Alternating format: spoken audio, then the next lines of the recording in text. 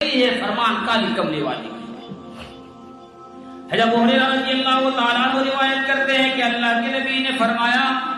کہ جو عورت 4 کام کرے گی ہنسی خوشی جنت کے اندر چلی جائے گی، جنت کی اس کو بشارت دے دو۔ سب سے پہلے کیا فرمایا کہ 5 وقت کی نماز پابندی کے ساتھ پڑھے۔ جو عورت 5 وقت کی نماز پابندی کے ساتھ پڑھتی ہو، رمضان المبارک کا روزہ رکھتی ہو،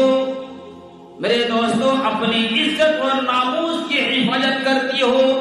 اور چوتھا فرمایا اپنی شوہر کی فرما بردار ہو، اپنی شوہر کی بات کو مانتی ہو، اپنے شوہر کی اطاعت کرتی ہو، اللہ کے پاک رسول نے فرمایا کہ جو کام یہ 4 کام جو عورت کرتی ہے، 5 وقت کی نماز پابندی سے پڑھے، اپنی عزت و ناموس کی حفاظت کرے، رمضان المبارک